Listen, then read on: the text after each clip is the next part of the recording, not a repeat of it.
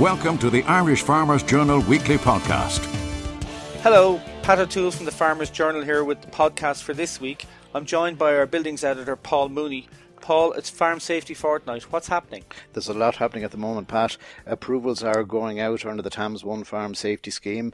At the last count, some 1,200 or 1,300 approvals have gone out, and those farmers now are in the position where they can go ahead and purchase the various safety items that they've applied for, calving gates, extensions to underground slurry tanks, whatever it might be. That would leave about 4,000 more farmers waiting for approval, and they should come out over the next, presume, month or month and a half. Of course, farmers, Pat, have an end of August deadline to complete the investments and get the payment claim form back into the department. So, things are running quite tight, and that's one that we'll watch with interest. And we're expecting another scheme, aren't we? This one's been a big success in terms of uptake. It's been a great success, all that the Minister and Department would have wanted, Pat. And yes, the Minister has confirmed there will be a farm safety scheme in TAMS 2 whenever TAMS 2 is approved by the EU Commission and launched. We're expecting TAMS 2 to be launched in the next month or maybe 2 months. We're just not certain if the farm safety scheme will open immediately. Given that the TAMS 1 farm safety scheme is still ongoing, it mightn't be a priority for the department to open the second, version of that just yet until they get the first one tidied up and out of the way. Of course, the safety scheme is the carrot. We also have the stick, increased inspections in Farm Safety Fortnight. What kind of things do safety inspectors look for when they come into farms and into farmyards? The number one will be livestock, anything to do with livestock, and number two will be machinery, possibly vice versa. They're the danger items on 90% of farms. Of course, inspectors will also be looking out for slurry agitation with underground slurry tanks, and particularly those dangerous internal, inside agitation points, Pat, that are still actually being put into new sheds and shed extensions right around the country, despite the fact that we're all well aware now of the two types of risks that there are with internal agitation points. That's, corrosion of the lid and an animal or a dog or possibly a human falling in and being in very great danger. And of course, the second thing is that if the internal agitation point is inside, then the contractor must work inside the shed when he's agitating and emptying the tank. And there is a heightened risk then of poisoning of the contractor or his workers or the farmer by slurry gases, because there isn't the same breeze inside the shed to disperse these slurry gases that you get with an outdoor agitation point. Is it a classic case of false economy where to squeeze in those couple of extra pens, you don't leave an external agitation point, you don't extend the tank past the shed, and as a result you're risking life and limb? You're putting hard words on it, Pat, but that's, I suppose, yes, we have to say that's what it is. It's false economy. I would hope, and I hope I'm not being naive in saying this, Pat, but I'd hope now that, there is an increased awareness among farmers and farm families of the risks involved with slurry, and, the whole importance of farm safety in general. So perhaps we will see a bit of a change in how farmers are building their sheds and how they're asking their farm building contractor to build their shed. You work with farmers and their buildings every week. I've been in farmyards and you've been in farmyards where there have been fatalities, and it affects the workplace forevermore for that family. Families live and work in that farmyard through generations. And I think if we could only impress on farmers the importance of being safety conscious in the design and in the way they work in their yards, then that's the best message we could send out in Farm Safety Fortnight, isn't it? Absolutely is, Pat. And I'll just jump back to what we started on there, the TAMS 1 Farm Safety Scheme. The 12.1 or 2 million was very welcome and will lead to real improvements on farms. But just as important, Pat, was the big conversation we all had about it and the bit of excitement and buzz generated by a non-farm grant scheme at this particular time. That just helped raise awareness among farmers and got, discussions and a bit more attention paid to it. That's very important. And we'll see the same again, I think, when the next farm safety scheme opens. And touch wood, we had 30 fatalities in 2014. This year, only a couple of fatalities so far. Every fatality is too many, but we've come through the very busy spring work period without the usual numbers. So hopefully it's a sign that farmers are more safety conscious, more aware, and they're taking the necessary precautions in the way they work around their yards. We'll certainly be hoping for a better year in that respect, Pat, in 2015. And of course you can read all about Farm Safety Fortnight and farm buildings from Paul in the Farmers Journal and on farmersjournal.ie. Thank you very much, Paul. The Irish Farmers Journal Weekly Podcast. Now I'm joined by Andy Doyle, our tillage editor. Andy's been in the fields this week and will be reporting from the fields in this week's journal. And we also have Crop Protection 2015, our magazine, accompanying the paper. So a lot to talk about. Andy, what's happening? Well, it's very nice to see a fortnight of good growth path. We've seen crops green up, colour up, and very definitely grow over the last couple of weeks. And it's the time of the year when people like to look forward, and they can look forward with hope, thank God. Crops are generally full. Spring crops are now nearly all planted, not all yet, and coming up in good condition. Seeding rates were higher this year than normal, so we're seeing full crops, but at quite high expense. I suppose last year's bumper harvest meant that we had very high 1,000 grain weights, and that showed in the seeding rates. I was hearing 11.5 stone for spring barley, which hasn't been heard of for a long, long time. Just a reflection of grain size, I suppose. In general, what are we seeing in terms of threats to winter crops and to the early sown spring crops? Thankfully, at the moment, we can say no major threats visible. I was through quite a number of wheat and barley and oat crops and some rape crops earlier this week. Generally, no problems to report. If I start with wheat, I think the thing that probably caught me was that crops looked a little bit more forward than they were. A lot of crops looked as if they would be at or past growth stage 31, but only the more advanced crops, which were visibly a lot taller, were actually at that stage. Nothing yet that I encountered that's yet at first fungicide stage, when with the third last leaf fully out. The more forward crops, it's now starting to come out, but the bulk of crops probably planted early to mid-October, still only coming up to growth stage 30-31, cycocell stage, the stage when the bulk of the nitrogen needs to be out as well. The one thing that was catching me a little bit surprised was the prevalence of eye spot. Now, eye spot at this time of the year, it is a threat, but it's not a problem yet. It's on the leaf sheets, and it only becomes a problem if it penetrates through the leaf sheets and into the stem. And quite frequently we see situations where you will see it on the sheet but not go through. The question is, will it or will it not, and are you prepared to take the risk? And that's a decision that every farmer has to look after for himself. If you were up in the northeast of the country, you'd probably have to add brown rust and yellow rust to the list of things that you would need to be watching out for in the days ahead. The winter barley crops that I saw didn't see as many forward crops as I expected. Saw one or two quite forward crops, and they're looking very well. They've obviously been well minded. Fungicides had been out on them. They were quite clean. But I walked into a lot of crops and I was surprised and bordering on shocked at the amount of wrinkle that was in them. A lot more than I would like to see. Some of the crops were quite uneven. Growth stage 30, 31, an occasional second node on some plants in the crops that I was in, and second last leaf emerging. So the year goes through very quickly, and a few days can make a lot of difference to the timing and the efficacy of the timing of fungicides at this time of year. You'd mentioned rusts on some winter crops. A lot of farmers are a bit rusty themselves because of the greening they've been put back into growing winter crops, traditional spring growers down in the southeast, and the reverse is also true where predominantly winter growers are growing spring crops. It's something you've been advocating, a bit of more rotation and a bit more crop variety on tillage farms. Are you heartened by what you're seeing out there? Yeah, there is certainly quite a mix of crops out there. The area that I walked through yesterday wouldn't be kind of renowned for having beans. There was some maize there. I'm sure there's sugar beet in the area or fodder beet in the area, but I didn't actually see any crops planted as of yet. Saw some maize planted, peas emerging, and then a mix of oats, wheat, barley, and winter and spring on those. So that's a good mix of crops to have in the countryside, but nothing extraordinary. You know, they're just the sensible ones for people to go with. The third winter crop that I might just mention for a moment, because they caught my eye for different reasons, and that was winter oats. I walked into one particular crop of winter oats, thought it was more forward again than it actually transpired to be when I was there. It was only at strong first node going to second node stage. But one of them in particular, it caught my eye because it was very dense. And when I walked in, I kind of saw exactly what I was expecting. It was just mouldy with mildew in there. It's a long time since I've seen such bad mildew in a crop. I reckon it hadn't been sprayed at that stage. It might have been sprayed just prior to my arrival, or a day or two prior to my arrival in there, but it certainly had nothing done with it all year long because the weeds were still good and strong and buoyant in there as well.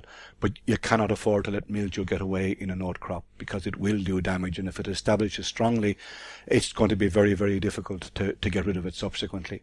Once mildew is in there, you must put morpholines in with any of the other tools you're using. Whether you're using Talius or any of the other specific mildewicides, they're all only protectants. You must put a morpholine in there with them to try and knock the disease down. With the warm weather in the last week, 10 days, ideal chance to do some reseeding if anyone wants to get some grass in. Did you see any on travels? I didn't see any grass being reseeded or going in. Now, I've been up and down the country over the last week, right down into the southwest, and I can see the odd crop down there. Saw a number of fields tilled where I wasn't expecting to see fields tilled, or where I would not expect to see barley growing, etc. Just maybe they were destined for reseeding at that point in time.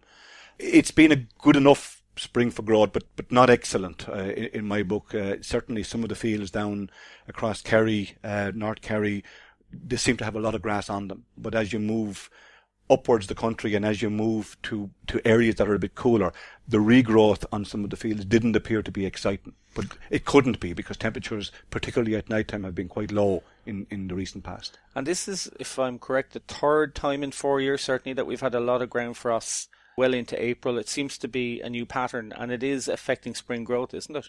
Yes, it is. The slowness of spring growth, in my opinion, would be ideal for cereals, for winter cereals in particular. But it does slow the pace of paddock regrowth for people that are grazing intensively, and that's an additional challenge in that system.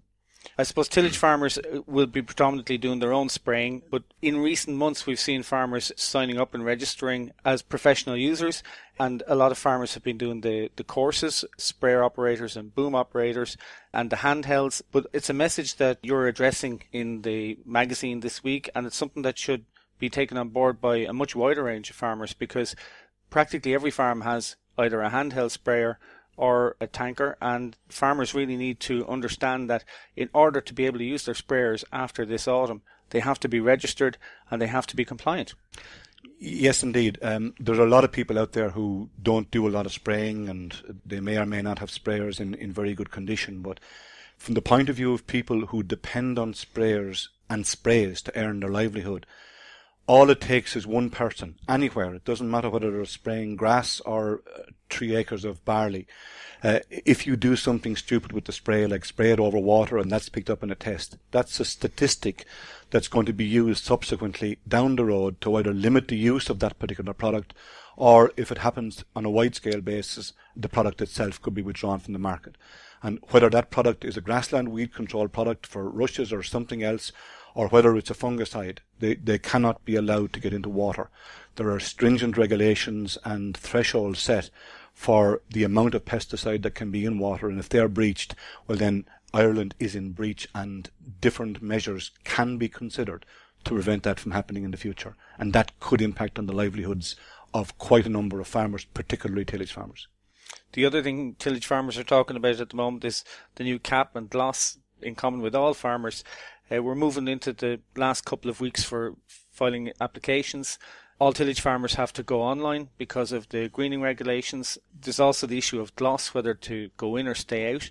And it seems to me that there's a bit of momentum that tillage farmers are considering GLAS at least, and some of them will definitely go in. But I think, would the message be that every farmer should look closely at the option of going into GLAS? I think every farmer should look. As you rightly say, Pat, it won't suit every single farmer, but with convergence working negatively for tillage farmers' incomes and for the payments in the years ahead, people should seriously consider looking at things that might help to fill the gap that's going to go missing from their main farm checks. And there are quite a number of things that are there. I mean, if I look at the things that are quite attractive, well, the catch cropping in the autumn, to me, that's something that sensible farmers should be involved in, particularly if you're on a spring cropping rotation situation. You can easily get it in the back end. You can get the payment for it. It's helping your land, helping your yield potential, helping your soil biology, but most of all long term, it's actually helping you to produce more from lower inputs in the longer term. It's an investment in the future of your land that somebody else is going to pay for now. So it should be seriously looked at by all. In tandem with that, there's a 1st of September deadline for the green cover to be planted. And I know that some spring farmers down in Wexford, where I'm from, are talking about chopping their straw certainly in any fields they're going to put green cover in. And almost every tillage farmer has some straw left on hand. And with the cost of peas and the attractiveness of chopping over baling because of the lack of a market, it seems to me that the choppers will be turned on. Certainly that's the discussion at the moment, and that would certainly suit if you want rapid incorporation of green cover at the back end. It would, Pat, but if people are going to go that road and do that for the very first time, your growth of your catch crop will probably be adversely affected by the incorporation of straw. People need to be aware of that. For catch cropping, you must min-till. You cannot plough to establish the crop. And for a lot of guys, they may not be well enough geared up to do that. So they need to consider what actually they're going to do. And if you do mix up the straw with the soil and you can do that properly, then whatever degradation or breakdown of the straw will happen, it'll probably consume some nitrogen. So you might need a little bit of feed somewhere in the system, probably or possibly organic manures, more so than artificial fertilizer. If you can build that in there and get the catch crop to trap those nutrients as they become available, then you can look forward to having those to help pay your bills in the years ahead. That's what catch cropping is about. So slurry and straw would be a good combination if you're thinking of chopping. Yes, anything that would contain a bit of free nitrogen. Compost would generally be a very good material to put onto ground ahead of spring crops or ahead of winter crops either, but to have it sitting on the ground all winter. But compost wouldn't really provide much nitrogen to help with the breakdown of the straw and the feeding of the catch crop at the same time. We've just touched on GLAS. I think next week's podcast we'll have Peter Young talking to Jerry Gunning and others in detail about GLAS.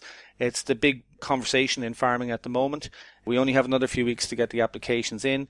Expected that 30,000 will be got in 2015, so look forward to that. Andy, thanks very much.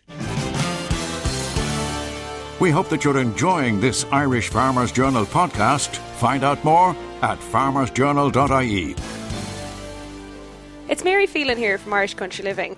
Sunny days and warmer weather means garden time for many Irish Country Living readers, and I'm here with our consumer editor Ciara Leahy to speak about her Green Fingers article in this week's paper.